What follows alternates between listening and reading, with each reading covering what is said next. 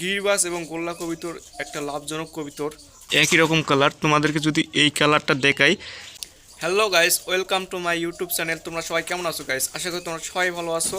তোমাদের মাঝে আর একটা ধামাকা ব্লগ ভিডিও নিয়ে চলে আসলাম গাইস। আশা করি অনেক ভালো লাগবে তোমাদেরকে। তো কথা হচ্ছে, আজকে তোমাদেরকে অনেক কিছু বলবো এবং অনেক কিছু তোমাদের দেখাবো। ভিডিওর শুরুর আগে যারা যারা এখন লাইক করোনি গাইস, তোমরা অবশ্যই একটা লাইক করো, কেননা এই ভিডিওটা হচ্ছে ধামাকা একটা ভিডিও। আমি যেহেতু কবিতার ফার্ম নিয়ে ভিডিও করি, আমার যেহেতু কবিতা আছে, তোমরা তো জানোই আমি কবিতার ফার্ম নিয়ে ভিডিও করি। গিরিবাস এবং গোল্লা কবিতর একটা লাভজনক কবিতর। তো কেন লাভজনক কবিতর? অবশ্যই লাভজনক কবিতর। তো আজকে তোমরা দেখলে বুঝতে পারবে, ভিডিওটা অবশ্যই দেখো, তাহলে অবশ্যই জানতে পারবে কেন লাভজনক কবিতর আমি বললাম। তো অবশ্যই দেখতে হবে গাইস। তো সেজন্য একটা মই নিয়ে চলে আসি। তোমরা তো দেখতে পাচ্ছ আমার পিছন সাইডে যে মইয়ের উপর উঠবো আর বাচ্চাগুলো দেখবো, আর সেই সঙ্গে অনেক কিছু কথা বলবো গাইস। কন্টিনিউভাবে পুরো ব্লগ ভিডিওটা দেখো, আশা করি অনেক ভালো লাগবে তোমাদেরকে। এই যে গাইস, এখন আমি উঠছি মইয়ের উপর, আর উঠে দেখবো বাচ্চাগুলো। ফার্স্টে দেখবো বাচ্চা, এরপর আমি কিছু কথা বলেছি। দেখতে পারছো তোমরা অলরেডি বাচ্চাগুলো যে এখানে আছে, সুস্থই আছে বাচ্চাগুলো। এই বাচ্চার বয়স মোটামুটি হচ্ছে যে 15 দিন বা 20 দিনের মতো। এরপরে দেখতেই পারছ তোমরা, এর বাবা মা আবার চলে আসছে এখানে রাখি দেওয়ার জন্য প্রস্তুতি নিচ্ছে। যে আদন যাবর খড়খড় নিয়ে চলে আসছে অলরেডি, তো দেখতেই পারছ। তো এরপর আবার তোমাদেরকে দেখাবো নেক্সট বাচ্চাগুলো, গোল্লা কবিতরের বাচ্চাগুলো। ওই পাশে আছে, অনেক দূর আছে, সেজন্য দেখাতে পারছি না ঠিক মতো। তো আমার মই আছে এই দিকে, দেখতেই পাচ্ছ। তারপরও এই যে ওই সাইডে আছে, মানে 3-4টা খোপের পার হয়ে আছে। এর বাবা মা আবার কি করছে, এই যে এখানে আবার আকির দেওয়ার জন্য প্রস্তুতি নিচ্ছে। ওই যে এখানে আদান জাবর নিয়ে চলে আসে, অনেক খড়খড় নিয়ে চলে আসে, তোমরা অলরেডি দেখতেই পাচ্ছ। তো কবিতরটা অবশ্যই বসেও আছে। তো এই আজকে বা কালকের মধ্যে অবশ্যই ডিম দিয়ে দিবে।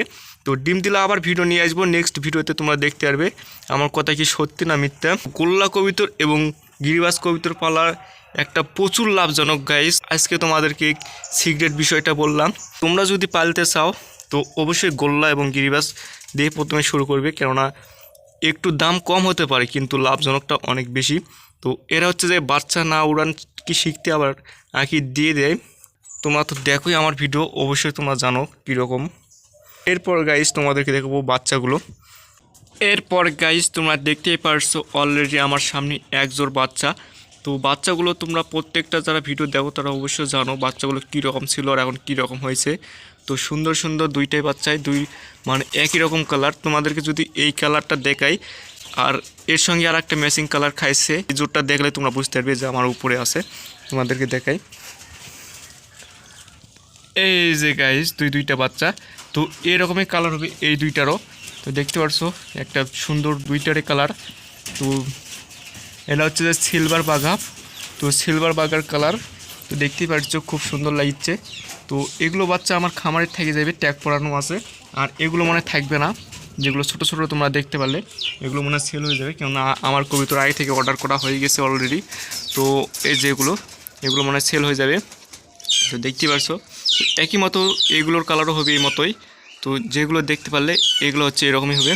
তো এরপর তোমাদেরকে নেক্সট দেখাবো বাচ্চাগুলো হচ্ছে যে ছাপছিলা এবং গোল্লা কবিতরের বাচ্চাগুলো।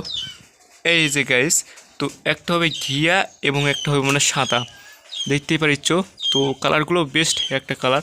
তো এবারকার কবিতাটার কালার একটা জোস কালার, মানে সুন্দর। তো অনেক সুন্দর কালারগুলো হয়েছে। তো এরপর গাইস তোমাদেরকে দেখাবো হচ্ছে যে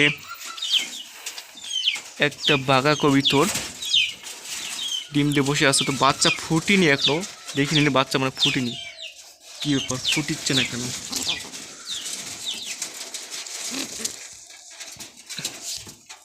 এই যে গাইছে এখনো বাচ্চা ফুটিনি। তো আমার যত সম্ভব ম্যাথ হয়ে গেছে বাচ্চা ফোটার, তারপরে ফুটিনি। তো আমি ওদেরকে এখন ডিমগুলো দেখবো চেক করে কী অবস্থা, নষ্ট হয়ে গেছে না ভালো আছে ডিম। তো চেক করে দেখি গাইস। আমার চেক করা কমপ্লিট। তো দুইটারে বাচ্চা ফুটবে, একটু সময় লাগবে, 2-1 দিন পর ফুটবে। আমার এটা যেহেতু তারিখ মানে লেখা নাই, আমি বলতে পারছি না, সে কারণে অনুমানিকভাবে বলিচ্ছি, মানে বাচ্চা ফুটে যাবে আমার অনুমানিক, কিন্তু এখনও 2-1 দিন সময় লাগবে। বাচ্চা অবশ্যই ফুটবে, দুইটারে বাচ্চা ফুটবে। তো এরপর দেখবো এই বাচ্চাটা।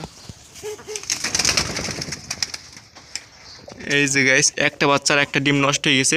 তো সুন্দর বাচ্চা, এটা কাগজি জোড়ার বাচ্চা। তো বেস্ট একটা কালার, পুরোটা সাদা হবে গাইস, সুন্দর লাগলো দেখার পর। এরপর গাইস তোমাদেরকে হচ্ছে যে দেখাবো কুলোর বাচ্চাগুলো। এই যে গাইস তোমরা দেখতেই পাচ্ছ কুলোর বাচ্চাগুলো, দুইটা বাচ্চা খুব সুন্দরভাবে আছে, খুব সুন্দর লাগছে। গাইস তোমাদেরকে আমি একটা জিনিস বলি, তো এই যে যে ডালটা তোমরা দেখতে পাচ্ছ, এই ডালিটাতে কিন্তু একটা বাচ্চা ছিল, তোমরা কিন্তু জানো। তো একটা বাচ্চা নষ্ট হয়েছে আর একটা বাচ্চা কিন্তু ছিল। এরপরে এর বাবা মা কী করছে, তো 4-5 দিন হয়ে যাচ্ছে। এই যে তোমাদেরকে দেখাই, এই যে গাইস এখানে দেখতে পাচ্ছ এর বাবা মা কিন্তু আবার ডিম দিয়ে দিচ্ছে অলরেডি। মোটামুটি 4-5 দিন হয়ে যাচ্ছে, এই যে ডিম দিয়ে দিচ্ছে। তো এই জন্যই বলি গিরিবাজ এবং গোল্লা কবিতর অনেক লাভজনক কবিতর, কেননা বাচ্চাগুলো উড়ান কিনা শিখতে ওরা হচ্ছে যে আবার ডিম দিতে শুরু করে। তো এটা একটা প্রচুর লাভজনক। আর তোমরা যদি সাইডে যদি পালতে পারো তাহলে এটা লাভজনক। আর যদি ঘিরা ঘাড়ার মধ্যে যদি পালো তাহলে একটু না লাভটা একটু সীমিত হবে, কেননা খাবার খাওয়াতে একটু টাকা পয়সা অনেকটাই ব্যয় হয়। তো যাই হোক, এই যে দেখতে পাচ্ছ গাইস, আর ওই দিকে আবার কালচাক পাড়া ডিম দিয়ে বসে আছে। এই পাড়াটা কিন্তু এটা কিন্তু পাড়া, যাই হোক পাড়াটা কিন্তু সাহসী পাড়া। তো আমি ওকে ডিস্টার্ব করছি না, এ তো কাছে যাচ্ছে তারপরেও কিন্তু যাচ্ছে না। আমার এগুলো কিন্তু সায়দা কবিতর, আমি আসলে আমার কিছু করে না, আমাকে অবশ্যই কিছু করে না, কিন্তু অন্যজন যদি আসে তাহলে আবার দেখবে দিয়ে চলে যাবে, এটা হচ্ছে মেন বিষয়। তো আমি যদি চাইলে সায়দা কবিতর, কিন্তু আমি চাইলে সবগুলাই কিন্তু ধরতে পারবো। আমার এমনটা নয় যে ঘিরে ঘাড়া দেওয়া, আমি আগে পালতাম ঘিরে ঘাড়ে, তোমরা তো জানতে। তো এখন অবশ্য আর ঘিরে ঘাড়ে পালি না, সব সায়দা কবিতর। দিন বলো রাত বলো যখন বলো, মানে সবসময় ওরা বাইরে যেতে পারে। মানে চারিদিকে দেখতে পাচ্ছ ফাঁক, মানে কোনো দিকে কোনো নেট জাল দিয়ে ঘিরে দেওয়া নাই। তো আমি চাইলেও মানে ধরতে পারতাম না, মানে ওরা যদি ইচ্ছে করে ধরবা দিব না তাহলে আমি ধরতে পারবো না, কিন্তু বাট আমার আমার জিনিস শখের জিনিস ওরা জানে মালিককে আর কাকে ধরতে দিতে হবে এবং কাকে ধরতে দিতে হবে না, তো ওরা অবশ্যই ভালো করে জানে। তো দেখতে পাচ্ছ যে আমি এখানে ভিডিও করছি, বাট তারপরে ওরা কিন্তু উড়ে যাচ্ছে না। তো এই যে গাইস, তো ওকে আমি ডিস্টার্ব করবো না। তো ডিম আছে 2টা, তো ডিস্টার্ব করে কি হবে, তো ডিস্টার্ব করা যাবে না। তো যাই হোক, এরপর এই যে কালঝাক পাড়া, কালঝাক পাড়াটা বসে আছে। তো কালঝাক পাড়াটা একটু মানে ভয় খায় বেশি, তো আমি গেলে হয়তো উড়ে যেতে পারে কালঝাক পাড়াটা। এই যে গাইস, এই যে যাই হোক যাবো না, ডিস্টার্ব করবো না। তো আঁকি দিয়ে বসে আছে, না ডিস্টার্ব করাটাই বেটার। তো গাইস ভিডিওটা আমি এখান থেকেই রাখছি, সবাই ভালো থাকো সুস্থ থাকো। আর যারা যারা নতুন দেখছো আমার ভিডিও, চাইলে অবশ্যই চ্যানেলটিকে সাবস্ক্রাইব করে রাখতে পারো, পরবর্তী ভিডিওগুলো অবশ্যই তোমরা দেখতে পারবে। আমি নতুন নতুন ভিডিও করি, আমার কবিতার বাচ্চা কখন কুলা ফুটিচ্ছে, কীরকম আছে, কী খাবার খাওয়াতে হবে, কীরকম কী সমস্যা হচ্ছে, তো সব কিছু আমি ভিডিওর মাধ্যমে বলার চেষ্টা করি। তোমরা যদি দেখতে চাও তাহলে অবশ্যই চ্যানেলটিকে সাবস্ক্রাইব করে রাখতে পারো, সমস্যা নেই। আমি জোর করে কাউকে বলবো না যে চ্যানেলটিকে সাবস্ক্রাইবে করো, মন চাইলে সাবস্ক্রাইব করবে, না মন চাইলে করবে না। কারো থেকে জোর করে কখনোই ভালোবাসা পাওয়া যায় না, আর জোর করে ভালোবাসা নেওয়াটাও একটা মূর্খামো বিষয়।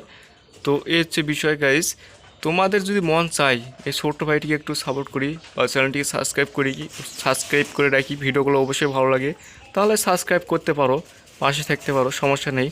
তো এটাই গাইজ, সবাই ভালো থাকো সুস্থ থাকো, আর আমার কবিতরের জন্য একটু আশীর্বাদ করো, আরও জানে ভালো ভালো জানে বাচ্চা দেয়, ডিম দেয়, আরও অনেক দূর জানি এগিয়ে যেতে পারি। তো এই আশীর্বাদে করো, আর তোমরাও সবাই ভালো থাকো সুস্থ থাকো। আবার দেখা হচ্ছে কোনো এক ভিডিওতে, ততদিন তোমরা সবাই সুস্থ থাকো, ভালো থাকো গাইস, টাটা বাই বাই।